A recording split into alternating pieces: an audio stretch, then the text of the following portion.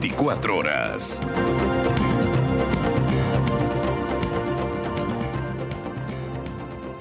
7:20 de la mañana vamos a analizar el impacto que tiene en la economía del país esta crisis energética, y para el análisis nos acompaña ya Jaime Carrera, director del Observatorio de la Política Fiscal. Economista, bienvenido, buenos días. Buen día, gracias a la invitación.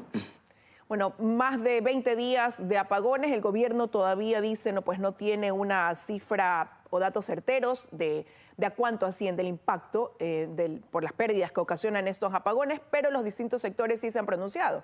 El sector comercial hablaba de 2.000 millones de dólares, el sector hotelero, por ejemplo, dice que pierden 250.000 dólares por hora. La Cámara Nacional de Acuacultura se pronunció y decía que calculan 75 millones mensuales.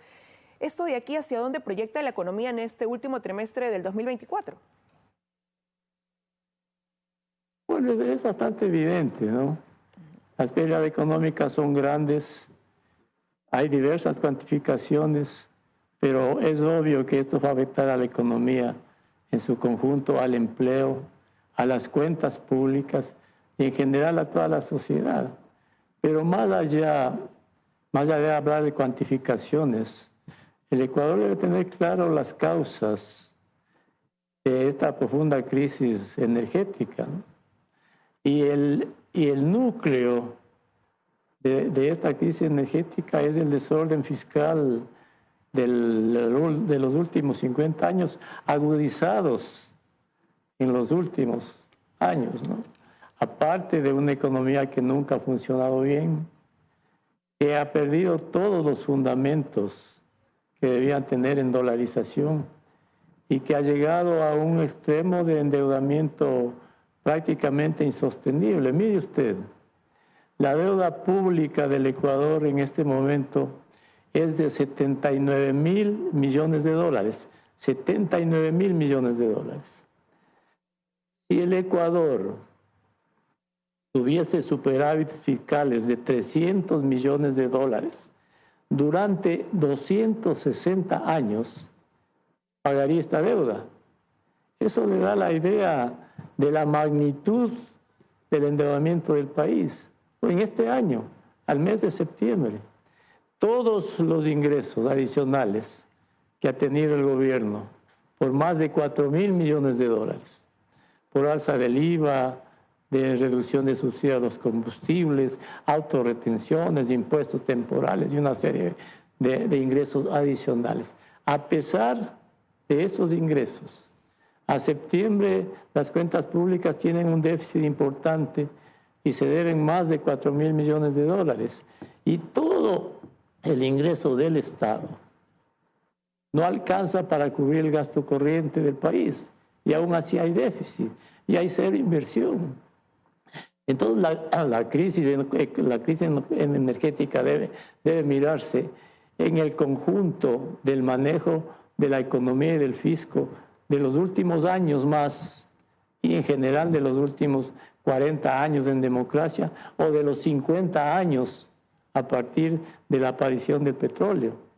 Entonces, más allá de cuantificar los efectos de la crisis energética o qué se debe hacer en este momento para superarla, el problema del Ecuador es que durante décadas no ha sido capaz de encontrar los caminos al desarrollo.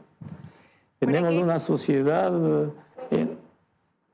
Hay que ir analizando, economista, lo que va dejando a su paso. Y perdón que lo interrumpa, usted decía algo que causa mucha preocupación, ¿no? Y eso puede ocurrir en el corto plazo.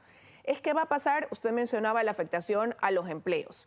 Esta tasa de desempleo que se prevé, pues, con la crisis energética pueda subir, sumándole la incertidumbre que ocasiona el estar en una etapa ya preelectoral y el hecho también de las regulaciones que de por sí ya hacen difícil la apertura quizás a más empleos. Pero siempre hablamos de empleo, Liz, en el Ecuador. Siempre hablamos de que no hay trabajo. Siempre hablamos de que hay crisis. Tenemos una sociedad que siempre le demanda todo al Estado, pero no cumple con sus obligaciones. Tenemos élites políticas, económicas y sociales irresponsables. Tenemos una asamblea irresponsable. Tenemos una serie de deficiencias en las estructuras de la sociedad. Esa es una sociedad que tiene que cambiar sus hábitos y sus costumbres hacia los requerimientos del desarrollo. Entonces siempre hablamos, Liz, de lo mismo, todos los años. Crisis fiscal, desempleo, falta de crecimiento económico. En 40 años el Ecuador no ha crecido más allá del 2% en promedio. En 50 años tenemos déficits fiscales recurrentes. Y en dolarización, necesitamos dólares para que haya empleo, para que la economía crezca, para que haya trabajo. ¿De dónde vienen los dólares? De exportar, de inversión extranjera directa, de mantener disciplina fiscal e instituciones sólidas para que el país crezca, haya inversión y haya trabajo y haya menos pobres. Pero venimos hablando de lo mismo año tras año, año tras año. Y luego la acumulación de todas estas deficiencias, ¿sí?, la tenemos hoy en la crisis energética y entre otras crisis.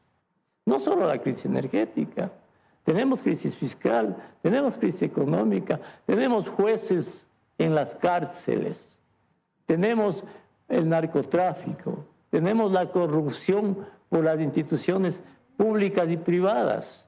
Tenemos un país descompuesto. Entonces lo que requiere el Ecuador para superar esta crisis energética y todo el resto de crisis que ha acumulado el país durante los años es retomar los fundamentos de una sociedad próspera. ¿Cuáles son estos? Crecer a tasas elevadas, con abundantes inversiones, exportar más, atraer inversión extranjera directa, tener disciplina fiscal. Son fundamentos de una economía dolarizada. Y la dolarización, más un sistema financiero sólido, son fundamentos para pensar en otro país. Hay que arreglar el problema de la seguridad social, la educación, la salud, la inseguridad. Para todo se necesita plata. Y los dólares no vienen de los árboles. Los dólares vienen de un país competitivo, que sea capaz de atraer inversiones, de hacer crecer la economía. Pero esto es trabajo de todos. Pero como usted dice, siempre estamos hablando lamentablemente de lo mismo, porque el Ecuador es un país que prácticamente vive del día a día y que para superar cada crisis que se presenta necesita de medidas al corto plazo, más allá de proyectarse quizás en lo que debe hacer al mediano y largo plazo. Y ahora iniciamos el año con una reforma tributaria, vino la ley No Más Apagones, se hablaba hace 2 meses de que se había incluso roto récord en la recaudación tributaria, que las cifras iban a ser muy buenas. Luego se dijo que la economía podía estar en recesión, pero no, que estaba en crecimiento, y ahora el panorama es que no sabemos si vamos a llegar al 0,1% que decía el Fondo Monetario Internacional de crecimiento. Pero es que estamos acostumbrados a sobrevivir. Sobrevivimos con impuestos temporales, sobrevivimos con medidas temporales y cada vez más nos es más difícil sobrevivir como país. Entonces, estos apagones, ¿sí?, que le han sumido al Ecuador en la oscuridad, es el momento para, en la oscuridad y en el silencio, reflexionar en el país que tenemos que construir. Ya no hay espacio para sobrevivir. Y la crisis energética es una muestra de eso. Pero usted mencionaba... Entonces el Ecuador necesita repensarse, redefinirse. Usted mencionaba la inversión privada, pero aquí hay candados constitucionales que no lo permiten, por ejemplo. ¿Hay la seguridad jurídica que permita también que el Ecuador sea atractivo para abrir paso a una inversión potente que se necesita? Pero lo que usted dice lo repetimos año tras año, Liz. Año tras año. Siempre. Entonces no entendemos como sociedad, ¿sí?, que hay requisitos para progresar. Y los políticos, las élites y una serie de actores sociales lo que hacen es dinamitar el crecimiento económico, la economía, y después nos lamentamos. En el Ecuador se oponen a la inversión en minería, en petróleo, a la inversión extranjera. pero sí demandan gasto público, aumento de sueldos, municipios, prefecturas, universidades, sectores sociales tienen capturado el Estado. Todos demandan gasto, absolutamente todos. Pero nadie piensa en que para demandar esos derechos se necesita cumplir obligaciones y sacrificios. El Ecuador necesita crecer a tasa superior al 5% durante décadas. Con una producción de $500 al mes por persona, tenemos el país que tenemos esa crisis energética que tenemos. Entonces, la solución de estos problemas energéticos, del desempleo, de la pobreza y de todos los males que ha acumulado el país, está en cambiar nuestro ADN. El país es un país adicto al subdesarrollo. Tiene una patología de la insensatez. Es decir, queremos progresar, pero no queremos hacer nada para progresar. Entonces, esto es lo que hay que cambiar en el país. Esto es lo que tenemos que cambiar, nuestra mentalidad. Tenemos como sociedad ecuatoriana, cada persona, cada individuo, cada político, cada élite, el representante, tenemos que diseñar un país próspero, ¿sí? Del que todos, absolutamente todos, estemos orgullosos de esa forja de país. Este es el momento de la reflexión.